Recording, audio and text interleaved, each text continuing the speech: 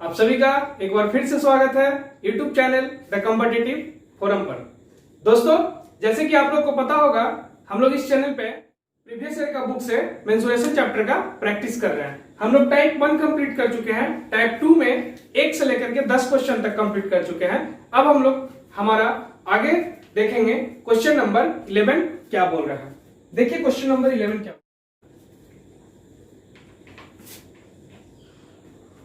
Question number 11 बोल रहा है, एक आयत की लंबाई तथा चौड़ाई का योग 6 सेंटीमीटर है। 1 सेंटीमीटर एक ऐसे वर्ग की रचना की गई है जिसकी एक भुजा आयत के विकर्ण के बराबर है। यदि वर्ग तथा आयत के क्षेत्रफल 5:2 के अनुपात में हो तो सेंटीमीटर स्क्वायर में वर्ग का क्षेत्रफल क्या होगा।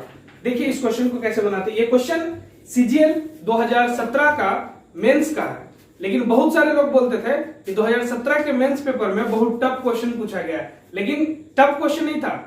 सेंस ऑफ ह्यूमर के मतलब जो जिसका सेंस बहुत अच्छा था, जो क्वेश्चन को रीड करते के साथ पकड़ ले रहा था कि क्वेश्चन को किस तरीके से हम सोल्व करेंगे, उस तरीके से हम लोग देखते हैं और इस क्वेश्चन को किस तरीके से सोल्व करते हैं वो देखते हैं। देखिए क्वेश्चन नंबर 11 बोला क्या, एक आयत की लंबाई तथा चौड़ाई का योग 6 सेंटीमीटर है। लंबाई प्लस चौड़ाई कितना दिया हुआ, 6 सेंटीमीटर। ठीक है, एक आयत हो गया, ये हो गया आयत। आप देख रहे होंगे ये आयत हो गया। ठीक है, लंबाई तथा चौड़ाई कितना है, दोनों का योग 6 सेंटीमीटर। अब हम इसको अगर बहुत डीपली जाएंगे, बहुत बड़ा सॉल्यूशन जाएगा, लेकिन उतना सॉल्यूशन करने के लिए तो मेरे पास समय नहीं है। अगर 6 है तो मान लीजिए कि लंबाई 4 होगा और चौड़ाई 2 होगा। ठीक है, इतना तक क्लियर। उसके बाद इसका एक विकर्ण ले लेते हैं, ये डायगोनल राइट। यहां पे एक राइट एंगल ट्रायंगल का फॉर्म होगा, और वो कैसे फॉर्म होगा वो देखिएगा। आयत में आयत का 4 कोण होता है और चारों कोण आपस में 90 डिग्री के बराबर होते हैं। देख लीजिए ये 90 डिग्री हो जाएगा। अगर जब ये 90 डिग्री हो गया तो ये अगर इसको हम ढक लेते हैं तो ये राइट एंगल ट्रायंगल हो गया कि नहीं हो गया। अगर राइट एंगल ट्रायंगल हो गया तो ये 2 है, ये 4 है, तो ये लेंथ मेरा पाइथागोरस थ्योरम से निकल सकता है कि नहीं निकल सकता है। तो पाइथागोरस थ्योरम से निकालने का फॉर्मूला क्या है, ये है कि परपेंडिकुलर का स्क्वायर प्लस बेस का स्क्वायर, ठीक है, बराबर इसका स्क्वायर होता है। और अगर इसको स्क्वायर में नहीं रखना है तो वो रूट में चला जाता है। इजी चीज है, उसको हम बोर्ड पे नहीं लिखेंगे क्योंकि बोर्ड पे उतना जगह नहीं होता है। ठीक है, तो 2 का स्क्वायर कितना हो गया 4, और 4 का स्क्वायर 16, तो 4 प्लस 16 यहां पे ऐसे लिख देते हैं 4 प्लस 16 रूट अंडर में, ये कितना हो जाएगा रूट अंडर 20। आप इसको लेकर के कंफ्यूज मत होइएगा, ये रूट अंडर 20 ये डायगोनल का लेंथ है। किसका लेंथ है, डायगोनल का लेंथ है। ठीक है, अब क्वेश्चन को हम लोग आगे रीड करेंगे। बताया गया है कि आयत के विकर्ण पे ही, विकर्ण को बेस मान के एक वर्ग बनाया गया। मतलब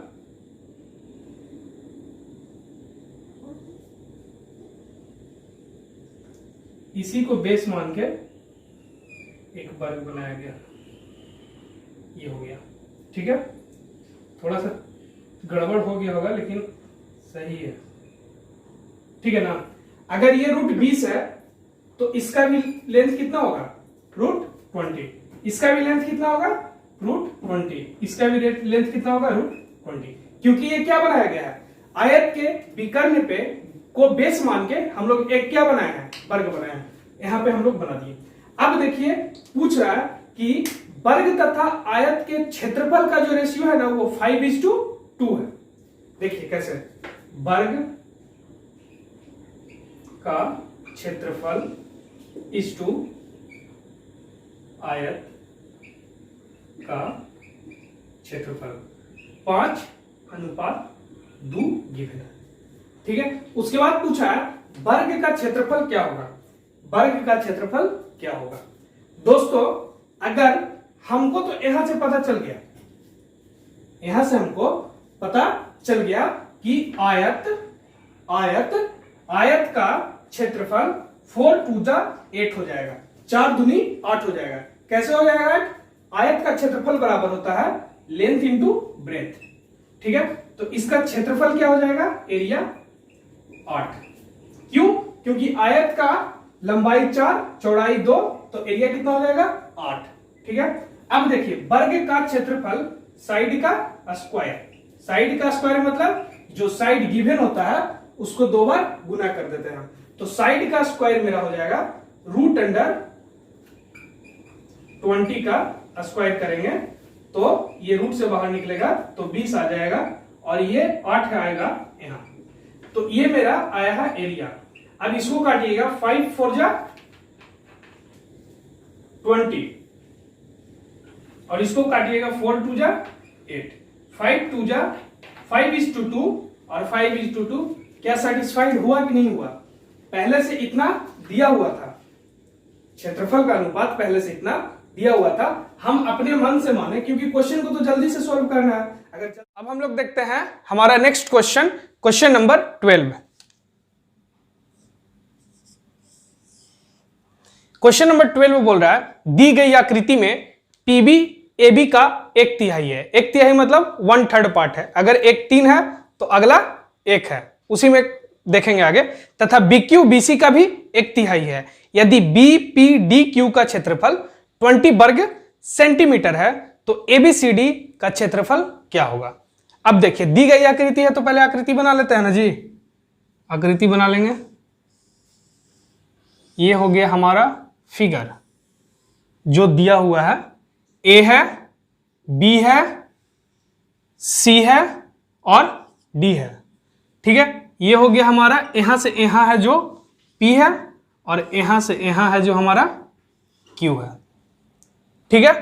अब बोला है कि दी गई आकृति में पीबी एबी का 1/3 है। भाषा समझिएगा, पूरा पीबी एबी का 1/3 है। मतलब अगर पीबी 1x है तो AB का 1/3 है, तो AB का 1/3 मतलब AB 3 होगा तब PB 1 होगा। और जब PB 1 हो जाएगा तब यहां से AP कितना हो जाएगा, 2 हो जाएगा।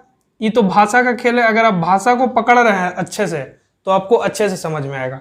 हम यहाँ पे x माने हैं, ठीक है। इस आयत का टोटल लंबाई कितना हो गया, 2x + 1x 3x। इस चीज को ध्यान में रखिएगा। अब उसके आगे पढ़िएगा, BQ BC का 1/3 है, BQ BC का 1/3 है। उसी तरीका से अगर BC पूरा 3 है तो BQ कितना है उसका 1/3 मतलब 1 है, तो 1/,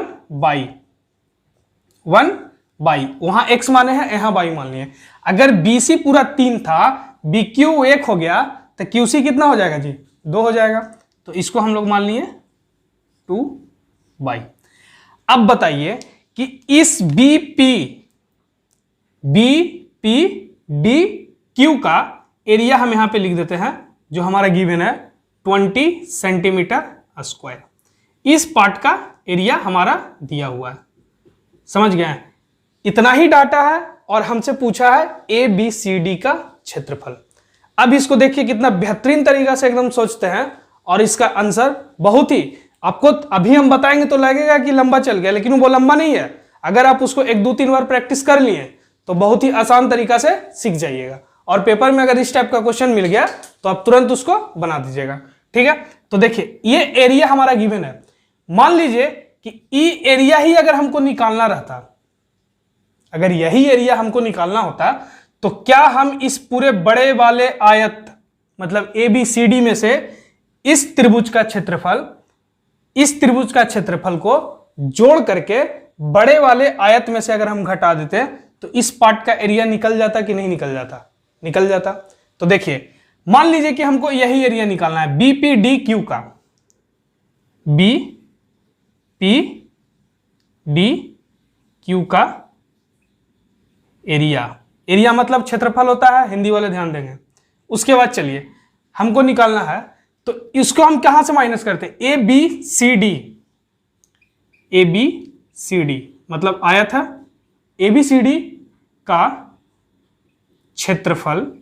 थोड़ा एकदम लैंग्वेज में लिख रहे हैं, अगर शॉर्ट में चलते पता नहीं चलता, लेकिन हम उस स्टूडेंट को भी लेके चल रहे हैं जिनको कुछ नहीं आता है। हमारे साथ जुड़े रहिए, सब सीख जाइएगा। अभी क्वेश्चन का प्रैक्टिस सेशन चल रहा है, बेसिक कॉन्सेप्ट भी आएगा बहुत ही बेहतरीन तरीका से, ठीक है। त्रिभुज एबीसीडी का क्षेत्रफल में से अगर हम माइनस कर देंगे दोस्त, इस चतुर्भुज एबीसीडी का क्षेत्रफल माइनस त्रिभुज एपीडी और क्यूडीसी, इस दोनों त्रिभुज को प्लस करके अगर बड़े वाले चतुर्भुज में से हम माइनस कर देंगे तो मेरा इसका एरिया निकल जाएगा कि नहीं, वही देखिएगा। पीएडी, त्रिभुज पीएडी का क्षेत्रफल प्लस क्यूसीडी, ठीक है, त्रिभुज क्यूसीडी, ये हो गया।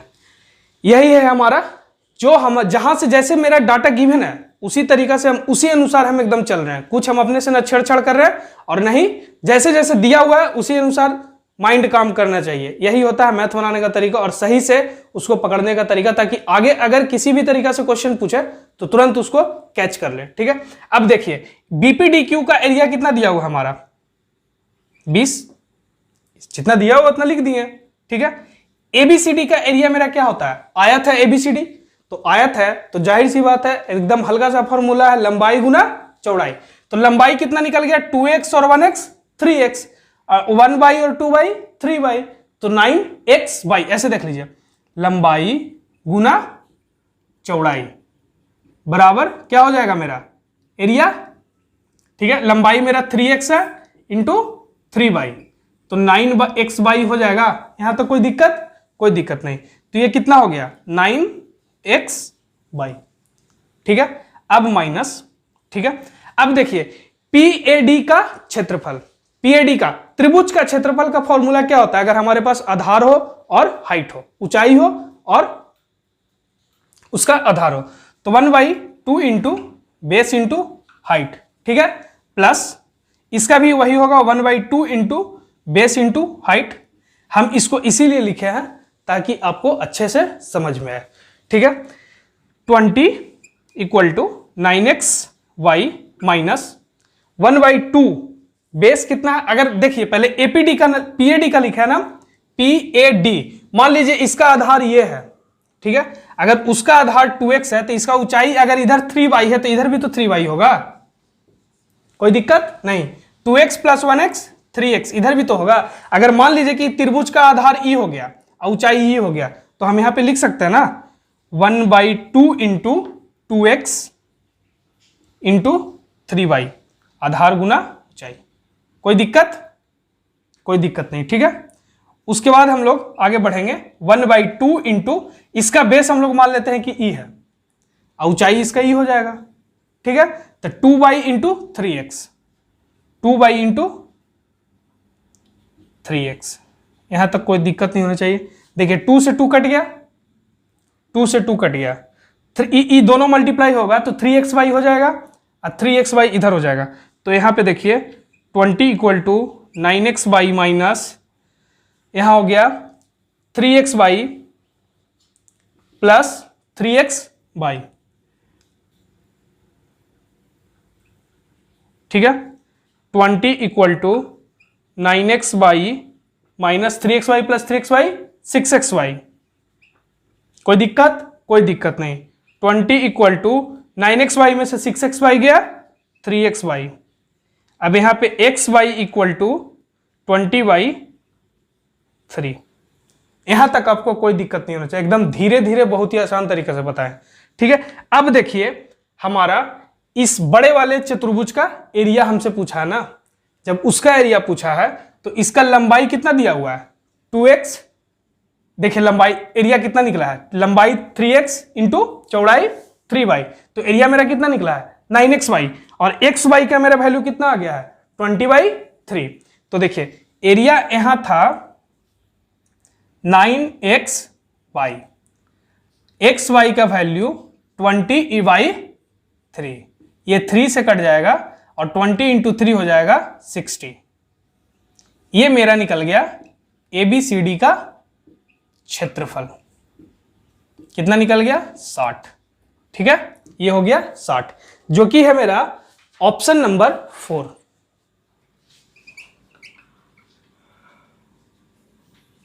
समझ गए होंगे। ठीक है, चलिए दोस्तों अब हम लोग देखते हैं हमारा नेक्स्ट क्वेश्चन, क्वेश्चन नंबर 13। ठीक है, क्वेश्चन नंबर 13 बोल रहा है एक आयत का क्षेत्रफल क्या होगा यदि इसका विकर्ण 51 सेंटीमीटर और इसकी एक भुजा 24 सेंटीमीटर है। ठीक है, देखिए एक आयत है, क्या है ये, एक आयत। ठीक है, अगर ये एक आयत है तो इसका विकर्ण 51 सेंटीमीटर है। ये क्या हो गया, विकर्ण 51 सेंटीमीटर, इसकी एक भुजा 24 सेंटीमीटर है। मान लीजिए कि ये 24 सेंटीमीटर हो गया। तो दोस्तों अभी भी हम बताएं कि आयत में हर एंगल, हर अपना कोण 90 डिग्री लेके आता है, तो ये दो पार्ट में राइट एंगल ट्रायंगल बन जाता है। तो यहाँ पे एक ट्रिपलेट बनेगा। अगर इसको आप पाइथागोरस थ्योरम से, इसका मान लीजिए त्रिभुज है, ये परपेंडिकुलर हो गया, ये बेस हो गया, ये हाइपोटेनस हो गया। अगर यहां से आप इसको पूरा लंबा एग्जाम में निकालिएगा h² माइनस p² बराबर b², तो वो आपका टाइम ले लेगा। तो आप याद रखिएगा, एक ट्रिपलेट बताए थे 3 4 5 6 8 10। ठीक है, तो उसी तरीके से एक ट्रिपलेट है यहां पे जो आप याद रखिएगा 24 45 और 51। और ट्रिपलेट में जो सबसे बड़ा होता है ना, वो त्रिभुज का हाइपोटेनस होता है। ठीक है, तो यह 51, ये कितना हो गया दोस्त, 45। अब ये हो गया लंबाई और ये हो गया चौड़ाई, ये L हो गया और ये क्या हो गया, B। और इसी का पूछा है त्रिभुज का, सॉरी आयत का क्षेत्रफल। तो आयत का क्षेत्रफल इक्वल टू क्या होता है,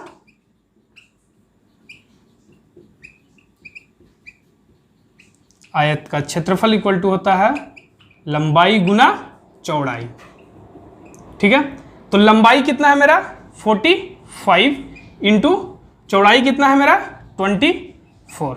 अगर आप इसको गुना कीजिएगा तो देखिए कैसे गुना करते हैं। इसको हम जीरो फिगर में लेके जाएंगे, इसको मान लेते हैं कितना 20, तो 45 टू जा कितना हो जाएगा 900।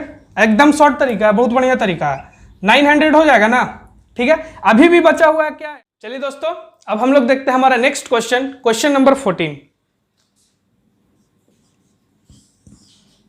क्वेश्चन नंबर 14 बोल रहा है यदि एक आयत की लंबाई में 20% की कमी कर दी जाए, आयत की लंबाई में 20% की कमी कर दी जाए तथा चौड़ाई में 40% की कमी की जाती है। मतलब लंबाई में 20% की कमी की जाए और चौड़ाई में 40% की कमी की जाए, तो आयत के क्षेत्रफल में कितने प्रतिशत की कमी होगी।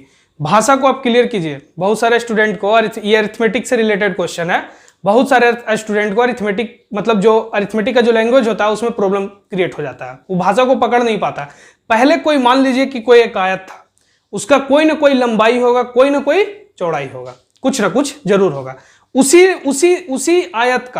उसी का आयत का लंबाई को हम 20% कम कर दिए और फिर जो उसका चौड़ाई है उसमें 40% का कमी कर दिए।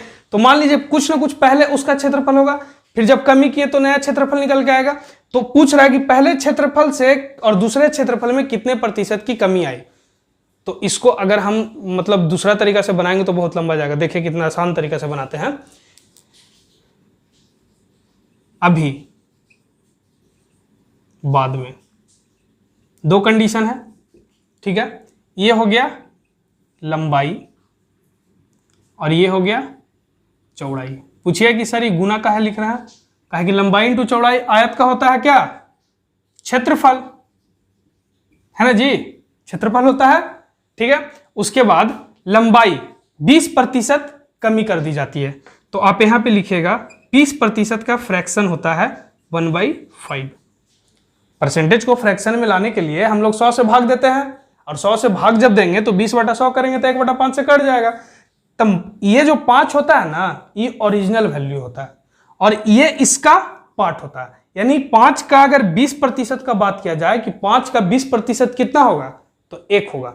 तो अगर हम लोग 5 मान लेते हैं कि अभी मेरा लंबाई 5 है, ठीक है, तो जब 20% का हम कमी करेंगे तो मेरा लंबाई कितना हो जाएगा 4।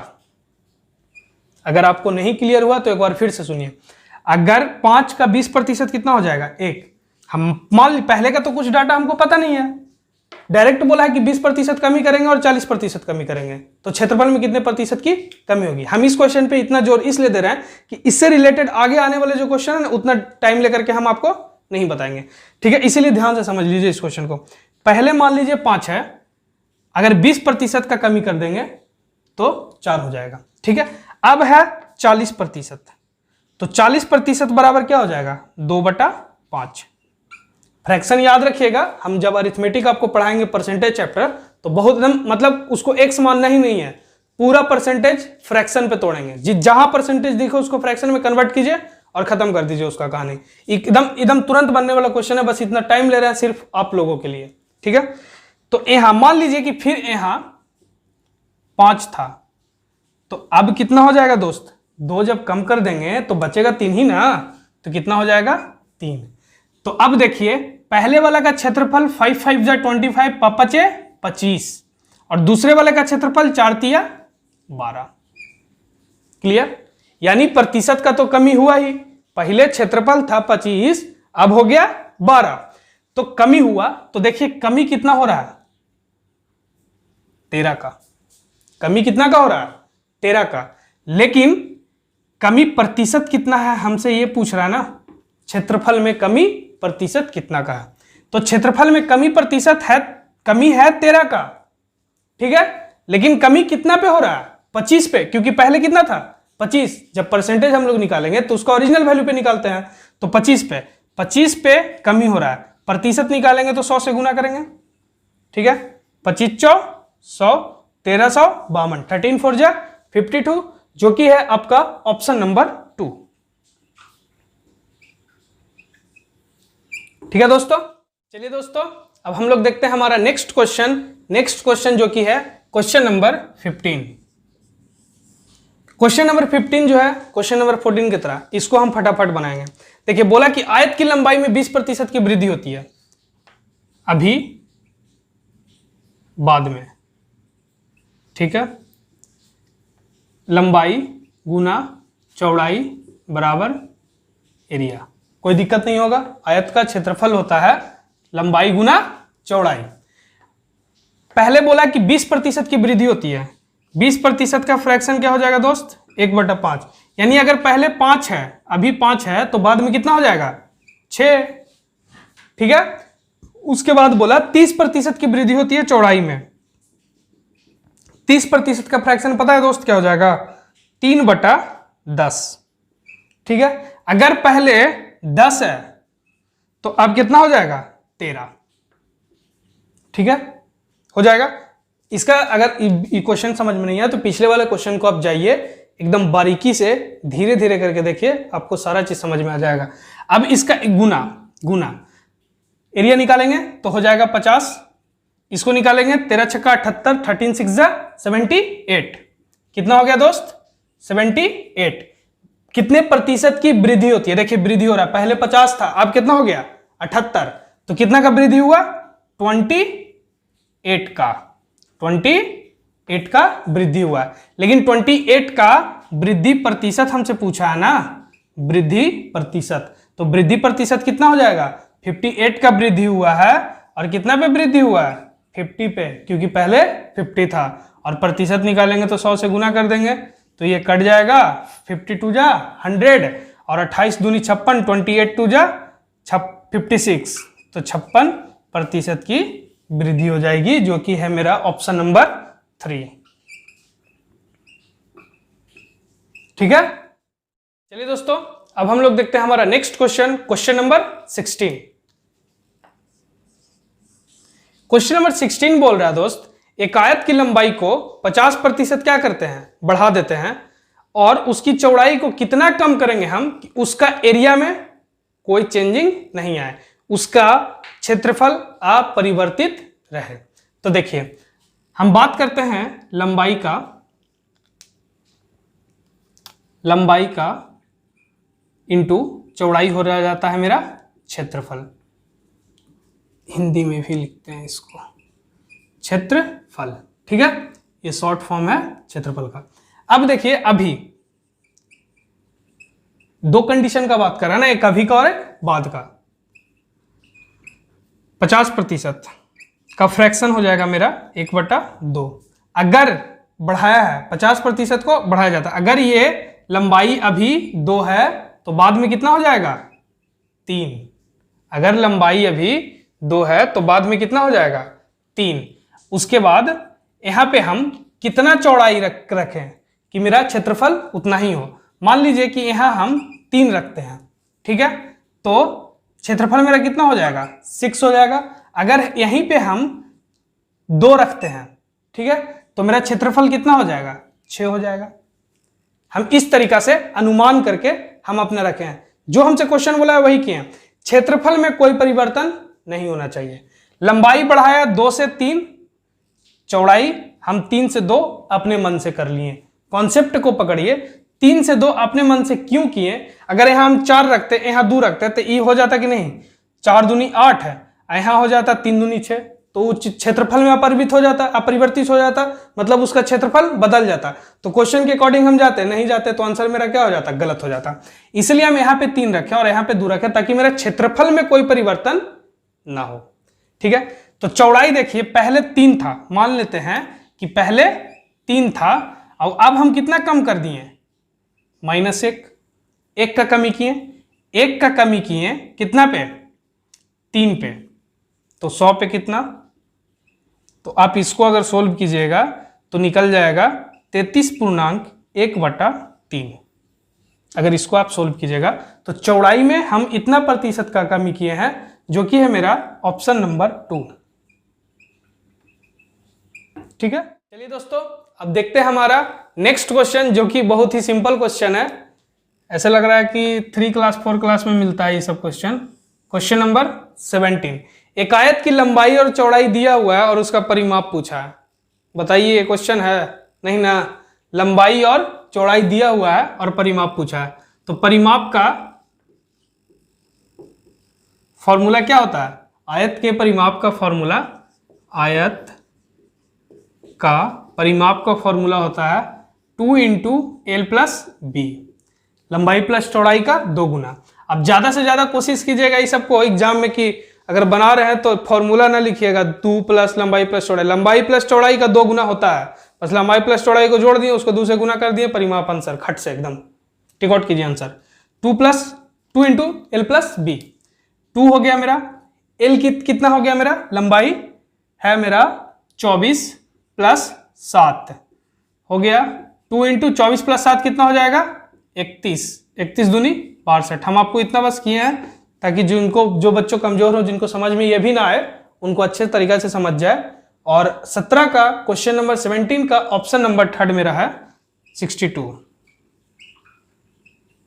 ठीक है दोस्त। चलिए दोस्तों, अब देखते हैं हमारा next question, question number 18। Question number 18 क्या बोल रहा है, एक आयत के विकर्ण की लंबाई और चौड़ाई क्रमशः 25 और 7 सेंटीमीटर है, इसका परिमाप याद करें। देखिए कितना आसान क्वेश्चन है। यह आयत हो गया,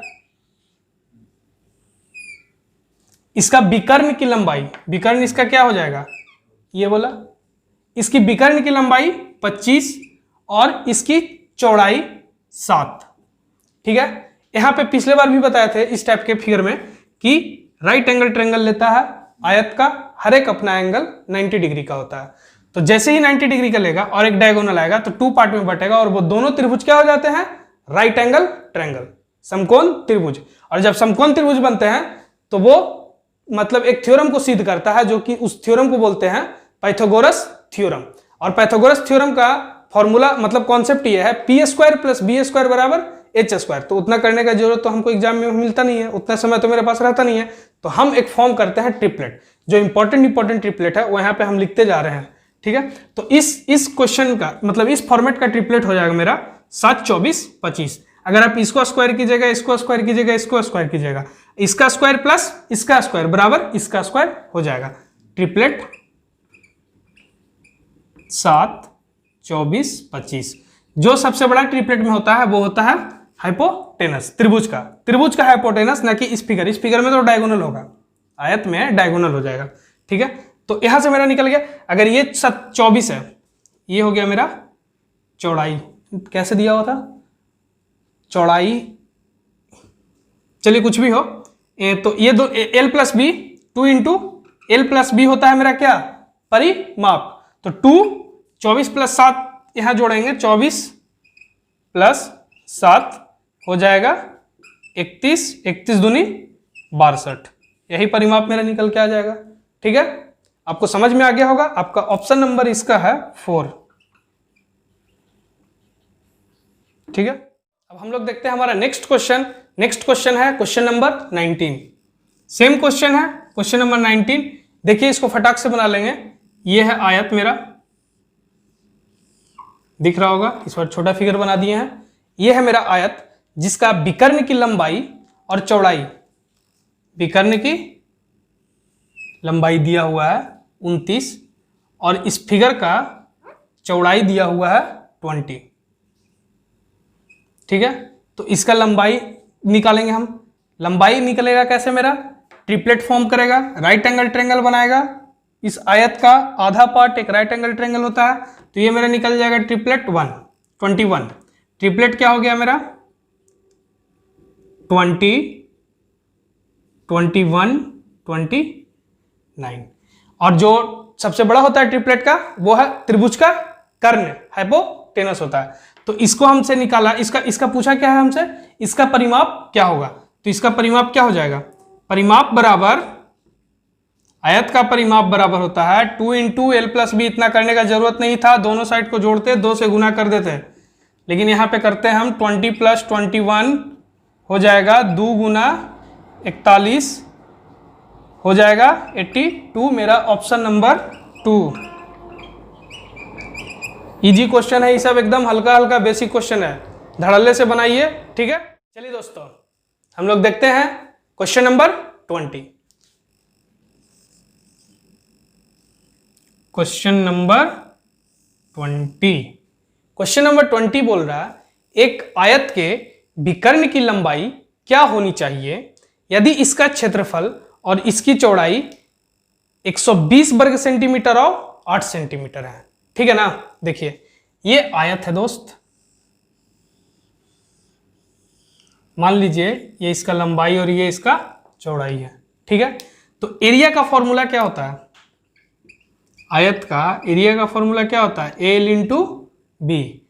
एरिया दिया हुआ है मेरा 120, देखिए बोला है यदि इसका क्षेत्रफल और इसकी चौड़ाई, चौड़ाई हो गया तो लंबाई निकालना पड़ेगा, ये दे दिया 8 इधर मल्टीपल में है, इसको इधर लाएंगे तो डिवाइड में आ जाएगा, तो 120/8 बराबर एल। कितना हो जाएगा एल बराबर, इसको काटिएगा तो ये 15 से कट जाएगा। ठीक है, अब मेरा एल बराबर कितना निकल गया 15, ये दिया हुआ मेरा 8।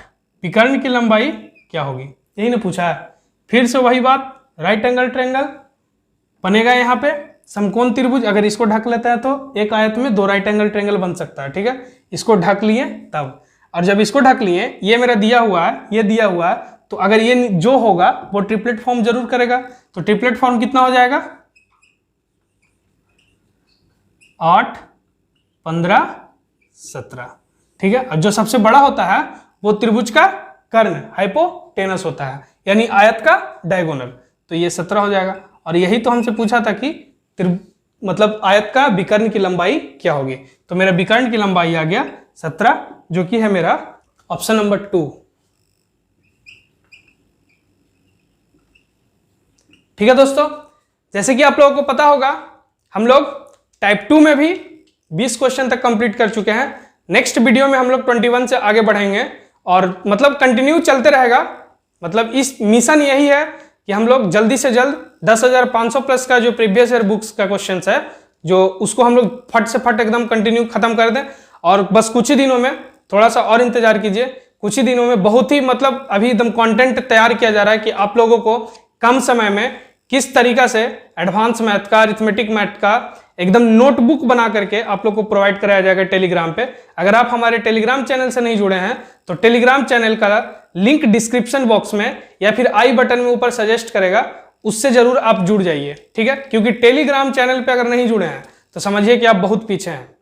टेलीग्राम पे अगर जुड़ गए ना तो आपका बहुत सारा फायदा होगा। फायदा क्या क्या होगा वो मतलब गिन लीजिए। सबसे पहले तो सब जितना भी यहाँ पे क्लियर होगा मैथ्स उसका पीडीएफ मिल जाएगा आपको, इंग्लिश होगा उसका पीडीएफ मिल जाएगा, इंग्लिश का synonyms, antonyms, one word substitutions, item phrase, special words से क्यूज मोड में क्वेश्चन प्रैक्टिस कराया जाएगा, ठीक है ना।